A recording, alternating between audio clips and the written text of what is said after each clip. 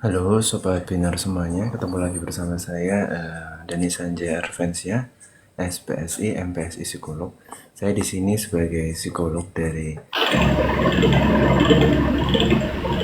Kebetulan Sobat Indonesia itu punya brand yang namanya Berbina System, di mana brand Berbina System ini itu ada sebuah platform di bidang edukasi dan layanan psikologi. Dan tentunya apa saja yang kami tawarkan dalam produk-produk kami di perusahaan kami, yang pasti yang pertama pasti kalian bisa banget buat nyobain yang namanya produk konseling. Dan konseling sendiri itu kita ada beberapa jenis sub produk, salah satunya adalah konseling bersama psikolog, konseling bersama peer counselor buat kalian yang sebenarnya pengen ngobrolnya itu sama yang seusia sama kalian, atau kalian juga mau beberapa produk gratis dari Berbeda Satu Indonesia. Di bagian konseling ini tuh ada yang namanya coba ungkapkan, dimana kalian bisa curahin hati kalian, seluruh yang mau kalian ceritain atau kalian mau tanya sesuatu itu nanti akan dijawab sama psikolognya berbinar, dan tentunya anonim gitu ya. Jadi kalian cukup ketik aja di platform yang kami siapkan itu, kalian nanti akan ceritain semua curahan hati kalian di sana dan kami akan jawabnya di awal bulan gitu ya. Dan ada juga yang namanya Berbinar for You. Biasanya di tengah-tengah bulan tuh kita ada yang namanya free product untuk konseling bersama peer counselor, dan kalian boleh cek terus di Instagram dan juga di TikToknya Berbinar. Gimana caranya akan dijelasin di sana.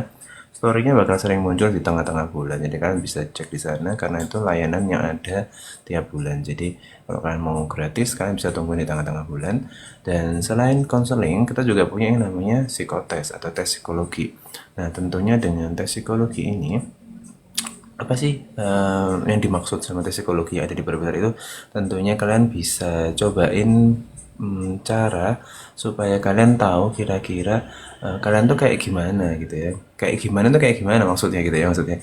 Jadi kelebihannya apa, kekurangannya apa gitu. Kalian tuh cocoknya itu belajar di bidang apa, atau kalian mau kuliahnya itu masuk jurusan apa, atau kamu tahu sebenarnya bakat minatmu di mana, masuk jurusan apa, atau setelah lulus dari kuliah nanti cocoknya tuh ambil pekerjaan di bidang apa sih itu yang cocok sama diri kita. Dan itu bisa kalian dapetin informasinya dengan ngikutin tes psikologi yang benar.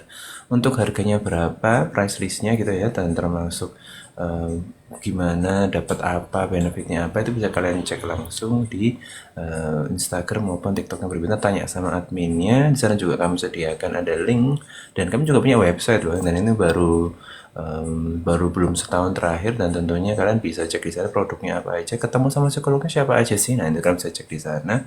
Cara daftarnya langsung lewat websitenya. Nanti kalian bisa dapetin berapa produk yang kalian mau kayak gitu. Dan tentunya kita punya kelas yang tuh ada di Berbinar Plus, dan juga ada kelas-kelas webinar lainnya. Dan terdekat di tanggal 1 sampai 15 Juni Berbinar punya yang namanya One on One Classroom. Ini acara event tahunannya Berbinar, acara festival yang Berbinar. Saya tentunya ada dua acara lainnya, dan ini bakal munculnya tiap tahun. Jadi kalau kalian ngelewatin ini sayang banget. Topiknya apa pasti penasaran banget, bisa cek langsung di Instagram dan di sosmed-sosmed yang berbeda, sosmed TikTok yang berbinar gitu.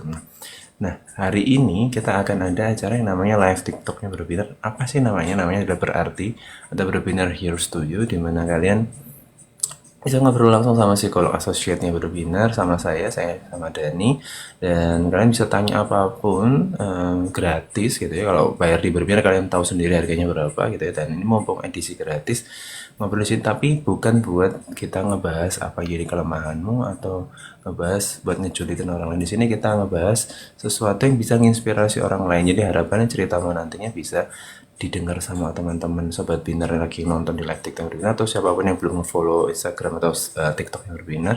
Terus kemudian bisa terinspirasi, nemuin solusinya, dan kemudian mungkin cocok. Terus akhirnya nantinya kalau ada temannya tanya pun bisa ikutan jawab gitu ya. Jadi apa ya, manfaatnya bisa everlasting kayak gitu ya teman-teman semuanya. Nah, kita mulai dari pertanyaan pertama gitu ya. Dan tentunya saya mau nyapa teman-teman yang sudah bergabung di sini. 9 orang yang sudah bergabung. Selamat malam semuanya teman-teman. Yang nontonin Berarti Berbinar Heroes 7 live TikToknya dari Berbinar Insight for Indonesia. Oke, ada pertanyaan pertama nih dari Mas Jamal 1418. Karena ada momen dimana saya malas berinteraksi dengan tangga gitu, itu kenapa ya gitu ya. Beneran sih kalau di Berbinar itu, karena mau nanya apapun gitu ya, yang mau itu bikin kalian jadi overthinking, kalian mau nanya yang itu tentang relasi atau tentang bagaimana cara memandang sesuatu, salah satunya yang kayak pertanyaan Mas Jamal 14-18 di mana mungkin kita pernah ngalamin juga kan, kadang udah datang dari luar masuk rumah udah nggak pengen terlalu interaksi gimana gimana gitu kan, atau pas ada acara kerja bakti di luar di rumah gitu ya, di lingkungan perumahan, terus tapi kita lagi nggak pengen buat interaksi gitu ya, itu kira-kira eh, kenapa gitu ya, kok bisa kayak gitu gitu ya. Nah, itu kadang gini, kita tuh punya masalah itu tidak selalu berkaitan langsung sama apa yang menjadi objek yang bikin kita jadi nggak mood atau yang kita hadapi saat itu. Masalah yang kita hadapi itu disebabkan oleh hal yang nggak langsung berhubungan langsung. Bisa jadi itu sesuatu yang terjadi di waktu sebelumnya atau hal-hal yang tidak berhubungan langsung. Artinya bahwa situasi di mana kamu itu tidak ingin berinteraksi dulu atau belum mau ketemu sama orang lain termasuk tetangga kalian gitu ya, itu bisa jadi dipicu karena titik jenuh yang kamu rasakan juga cukup tinggi ketika berinteraksi sama manusia. Dan buat beberapa orang dan buat kebanyakan orang mungkin ya itu eh, kadang memang ada waktu yang harus disediakan sedemikian rupa untuk kita itu bisa sendirian gitu kan. Maksudnya apa? Yang sering kalian istilahkan dengan me time, itu berarti artinya kita punya waktu buat ya nenangin diri kita, sekedar diem aja, rebahan, istirahat, refresh gitu ya, refresh pikiran, refresh energi, recharge our mood gitu ya. Motivationnya juga harus ditingkatin. Nah itu kadang-kadang nggak harus berinteraksi sama orang lain, tapi kita bisa lakukan dengan kita itu sendirian. Nah bisa jadi situasi yang kita alami dengan tidak mau berinteraksi dulu dengan tetangga itu artinya kita sedang dalam kondisi yang jenuh gitu ya. Mungkin kita lagi jenuh buat berinteraksi sama orang lain karena bisa jadi situasi sebelumnya, sebelum munculnya perasaan nggak mood atau mager atau lagi nggak pengen interaksi itu tadi, itu terjadi karena sebelumnya interaksi bersama orang lain itu juga tidak senyaman yang kamu rasakan, atau mungkin bahkan ketika momen sebelumnya ngobrol sama tetangga atau berinteraksi secara tidak langsung sama tetangga itu menimbulkan situasi yang membuat kamu jadi nggak nyaman, dan situasi nggak nyaman itu akhirnya tergeneralisasi bahwa kita jadinya nggak pingin ngobrol dulu sama tetangga siapapun itu gitu ya. Jadi mungkin itu yang membuat kita jadi nggak mau atau malas atau belum mau dulu berinteraksi sama tetangga kita gitu kan. Jadi banyak hal, atau mungkin bisa jadi bukan cuma masalah interaksi sebelumnya yang bikin kita nggak nyaman, tapi mungkin ada sesuatu yang terjadi sama kita di setting yang berbeda.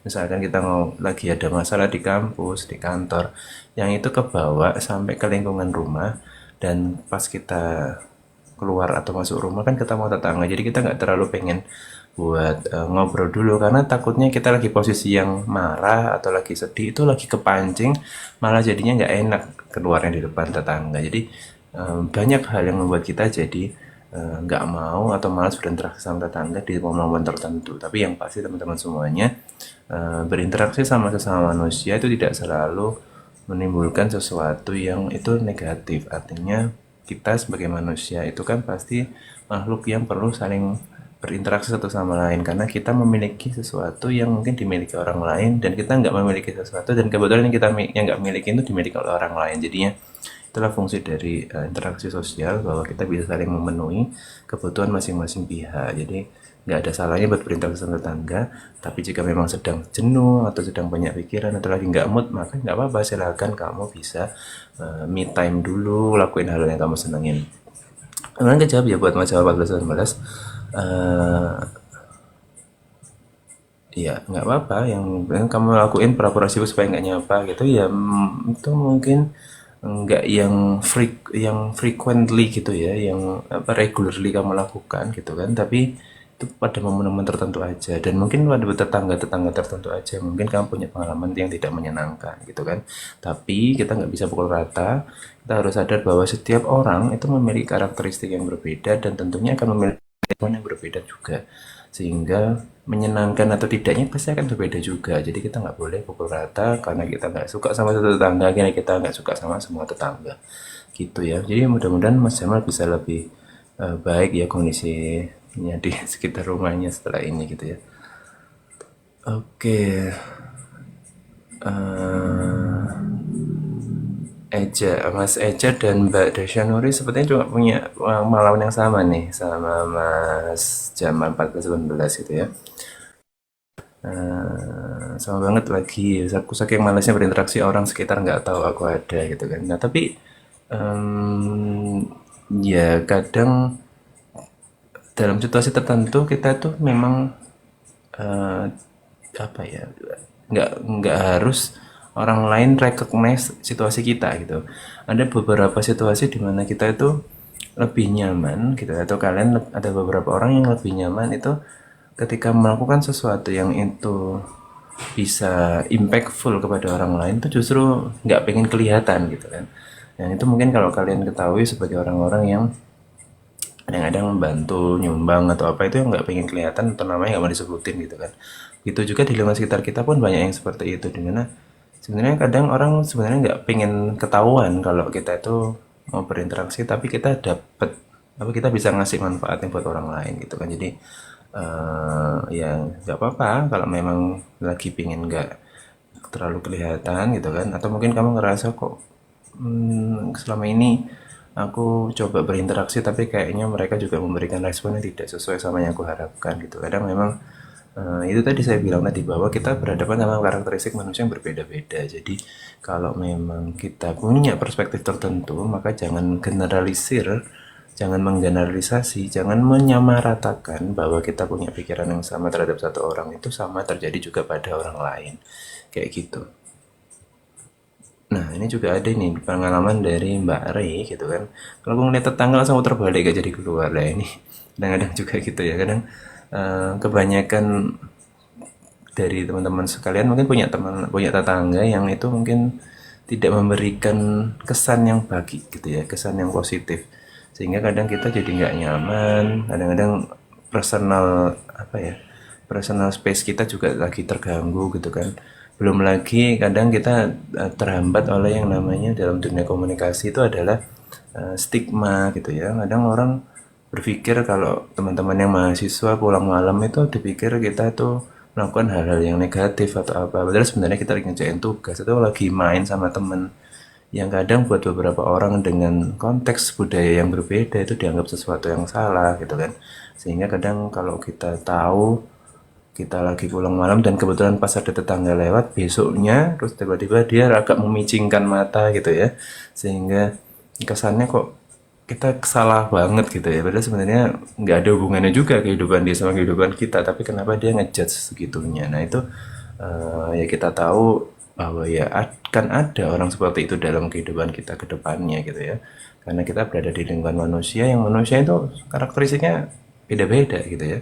Kalau kita mau karakteristik manusia yang sama semuanya, maka kita lebih baik berkumpul sama komunitas robot, di mana kita bisa setting cara berpikir, cara berperilakunya, yang dimana perilakunya bakal ketebak semuanya dengan respon yang sama. Jadi kita pasti akan berhadapan sama manusia-manusia yang karakteristiknya berbeda, dan salah satunya mungkin orang-orang yang nggak menyenangkan kalau kita berinteraksi sama dia. Kayak gitu. Oke. Eh, Nah, ini kebanyakan dari teman-teman rata-rata putar balik ya, nggak nyapa gitu ya, kalau ketemu sama orang-orang yang berbeda, yang nggak nyaman atau tetangga-tetangga yang kita ingin malah hindari gitu ya. Nah, ada sibuk main HP gitu kan.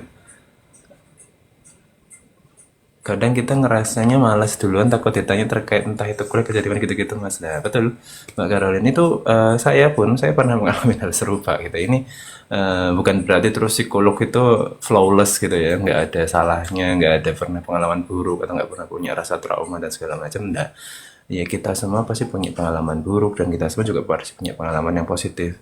Kita juga punya prestasi, dan kadang kita juga gagal mencapai sebuah capaian tertentu, itu sangat umum. Even itu seorang psikolog gitu kan, tidak ada yang sempurna di dunia ini. Kalau kita cerita tentang masalah tetangga kayak gini itu ya, kadang nggak cuma tetangga, mungkin yang lebih sering justru malah adalah lingkungan keluarga gitu ya. Kalau kita lagi apa acara lebaran atau acara kumpul-kumpul keluarga besar gitu kan, sering tanya kayak gitu juga kan, kok segitu keponya gitu ya tentang kehidupan kita, kuliah, kerja di mana, udah nikah belum, udah punya anak belum, anaknya sudah usia berapa, nah gini segala macam macam gitu kan.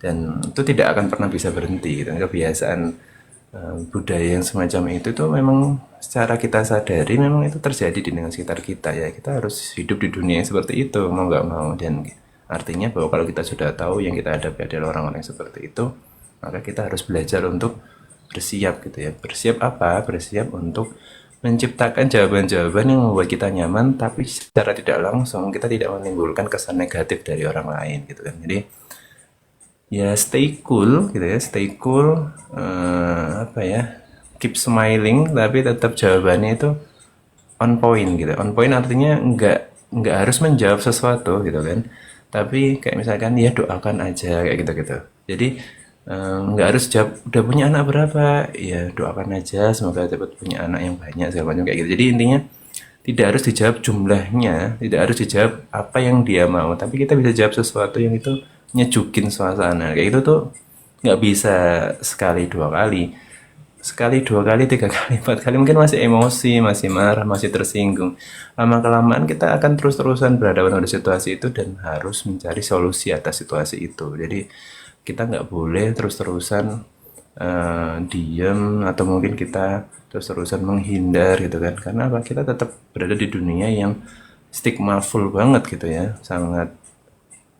Nah itu kalau kita sudah seperti itu artinya kita akan tahu bahwa suatu saat kita perlu perspektif positif dari masyarakat untuk membangun image kita gitu kan. Kadang buat beberapa orang merasa kalau ya nggak apa-apa kok, aku hidup sendiri masih hidup, aku hidup sendiri, makan sendiri, semuanya sendiri masih bisa. Jomblo itu nggak apa-apa segala macam itu. Tapi makin lama kita akan sadar bahwa kita butuh orang lain untuk berinteraksi, sehingga artinya bahwa karena kita butuh orang lain untuk berinteraksi, maka kita butuh perspektif positif di lingkungan sekitar kita gitu kan. Nah untuk menjaga itu juga tidak mudah. Kita mungkin punya teman, tapi jadi teman kita dengar dari situasi tetangga kita tentang kondisi kita seperti apa lah. Kalau pas tetangga kita itu orang yang julid, yang suka ngerumpi, gosip dan segala macam, akhirnya image kita ikutan rusak, dan teman kita yang tidak banyak itu akhirnya juga semakin berkurang gara-gara image negatif yang muncul akibat tetangga kita lah. Hal seperti itu harus kita antisipasi gitu ya. Artinya jawabannya gimana, relasinya seperti apa, bagaimana cara kita membangun hubungan yang secukupnya itu. Tidak usah terlalu berlebihan, secukupnya aja gitu. Ya somehow kalau kita mungkin dalam kondisi yang nggak memungkinkan buat menyapa, ya nggak perlu disapa, nggak apa-apa, tapi berikutnya usahakan untuk menyapa. Jadi selalu ada kompensasi dalam setiap relasi manusia kayak gitu ya. Ya rasa takut, rasa malas dan segala macam itu muncul sebenarnya dari kita karena kita dikondisikan di kondisi yang tidak siap untuk menjawab itu gitu kan, yang dialami oleh Mbak Caroline kayak gitu. Apakah itu sesuatu yang salah? Enggak gitu kan. Karena apa? Karena memang kembali lagi bahwa kita berinteraksi itu kan pasti kan mengutamakan kenyamanan gitu kan. Kita mau berinteraksi sama siapa itu pasti ada apa ya, pasti ada pilih-pilihnya gitu ya. Kita nggak mungkin nggak mungkin tiba-tiba baik sama semua orang, kita nggak mungkin tiba-tiba jahat sama orang, semua orang gitu kan. Tapi kita pasti akan milih, oh kita akan ramah sama orang yang ini, oh kita akan curhat sama orang yang ini, oh saya akan minta tolong sama orang yang ini, oh saya itu kalau dimintain tolong maunya bantu yang ini aja. Itu pasti ada preferensi-preferensi sosial semacam itu, yang artinya bahwa itu muncul karena proses pembiasaan itu juga nggak terjadi 1 atau 2 hari gitu kan. Dan kalau kita menjadi tidak nyaman karena orang lain, jadi karena orang itu yang membuat tidak nyamanan itu muncul, sehingga kita sendiri agak berhati-hati buat berinteraksi sama orang-orang seperti itu. Dan tidak selalu semuanya salah kita gitu kan. Artinya bisa jadi kan kita ngomong relasi ya, itu hubungan dua arah, hubungan dua belah pihak. Jadi tidak selalu pihak kita yang salah, tapi bisa jadi pihak yang satunya. Nah, membangun sebuah relasi kan berarti membutuhkan dua orang. Jadi jangan selalu menyalahkan diri kita, karena kita harus berpikir bijak. Jangan-jangan ini salah dari pihak yang satunya gitu kan. Karena kita sudah berusaha minta maaf, kita berusaha buat memulai obrolan, kita berusaha memberikan image positif, tapi dia tetap aja negative thinking. Nah itu kan artinya kita sudah berusaha, tapi pihak satunya tidak memberikan respon yang seimbang gitu kan. Nah ya, nggak ada yang salah sebenarnya dari seperti itu, karena kadang kita berinteraksi karena kenyamanan juga gitu Mbak Caroline. Saking nggak pernahnya interaksi, kemarin pas lebaran dikira tetangga kalau aku tuh ponakannya mamaku. Iya iya. Mbak Lala nih, terima kasih apa komennya dan apa cerita pengalamannya gitu ya. Eh, Iya itu salah satunya. Jadi kenapa sih kadang-kadang kita perlu ya sekali dua kali ngobrol nyapa. Tuh nggak perlu nyapa kalau ikutan nimbrung di situ aja meskipun nunggu dicapa duluan ya mungkin nggak apa-apa. Supaya orang ngeh gitu kan kita itu siapa. Supaya orang lain paham tentang sebenarnya kita itu maunya itu interaksinya kayak gimana. Dan kadang kan karena kita tidak asertif, tidak to the point, tidak bercerita langsung, kurang terbuka gitu kan sama orang lain, sehingga orang lain juga sulit memahami kita tuh kayak gimana gitu kan. Kan sebenarnya kadang orang itu juga mau deket sama kita ya selama kita juga bisa membuka diri kita gitu kan. Kadang kita juga nggak semudah itu membuka buat orang lain, tapi nggak ada salahnya ketika momennya tepat, ketika orang itu benar-benar tulus mau berinteraksi sama kita, maka kita juga tidak boleh semena-mena terhadap orang-orang yang sudah terlanjur tulus untuk berinteraksi baik sama kita. Artinya ya kalau memang ada yang bertanya ya dijawab aja dulu, dan itu tadi coba jawab dengan sangat diplomatis gitu kan, yang dimana itu nggak akan membuat kenyamananmu berkurang tapi juga tidak menyakiti orang lain, sehingga kadang orang jadi paham, oh ini loh Mas Jamal, oh ini loh Mbak Lala, ini yang anaknya ini anaknya itu baik kayak gini-gini, meskipun dia agak pendiam tapi mungkin ini ya mungkin dia belum cukup akrab sama kita, jadi akhirnya orang juga memunculkan reasoning-reasoning dalam dirinya juga gitu kan tentang bagaimana cara dia memperspektif diri kita sendiri kayak gitu. Kita jawab coba Mbak Nias. Ada pengalaman juga nih. Kadang ketemu teman kuliah juga gitu, malas ke kampus mau cuma dosen aja nggak mau ketemu mereka. Ya sama. Kalau kita ngomong ketemu sama dosen, artinya kita kan pekerjaan gitu ya, berhubungan sama bekerja. Dan eh, ya kita pengen ketemu dosen karena ada prioritas tertentu yang kita dahulukan. Tapi kalau sama temen kan setara gitu ya, sama-sama kuliah, sama-sama belajar, sama-sama cari ilmu. Jadi apa namanya urgensinya belum terlalu besar. Jadi mungkin akhirnya kita memilih lebih ketemu sama dosen karena kita tahu itu akan memberi benefit sesuatu sama kita gitu kan, entah itu tentang dapat uang, dapat benefit apa, kita jadi dimudahkan bimbingannya atau kita jadi punya pengalaman baru gitu kan. Benefit-benefit semacam itu yang membuat kita jadi lebih mau ketemu dosen daripada sama teman kuliah. Mungkin kan sama teman kuliah obrolannya lebih sering ketemu obrolan yang nggak penting mungkin, atau lebih sering obrolan-obrolan yang nggak sesuai sama yang lagi kita mau bahas. Akhirnya kita jadi kurang nyaman gitu ya kalau mau ke kampus, mesti bakal ketemu teman duluan daripada ketemu dosen kan. Kalau dosen kan di ruang dosen, kalau teman kan pasti di luar lingkungan ruang dosen gitu, pasti ketemu teman dulu daripada sebelum ketemu dosen gitu kan. Atau kita mungkin datang lebih pagi sehingga nggak ketemu dosen, nggak ketemu teman kita gitu kan. Iya betul, makanya tadi saya bilang apakah ada keterkaitan dengan insecurity gitu kalau pertanyaannya Mbak Caroline. Iya ada, karena memang eh, rasa nyaman itu kan lawan katanya adalah insecurity gitu kan, being uncomfortable gitu kan, outside our comfort zone gitu kan. Artinya insekuritas, ketidakamanan itu kan berhubungan sekali sama yang ketidaknyamanan gitu kan, karena ketidakamanan itu kan akibat dari ketidaknyamanan yang berterus menerus gitu kan, terus-terusan tidak nyaman akhirnya kita merasa tidak aman gitu kan.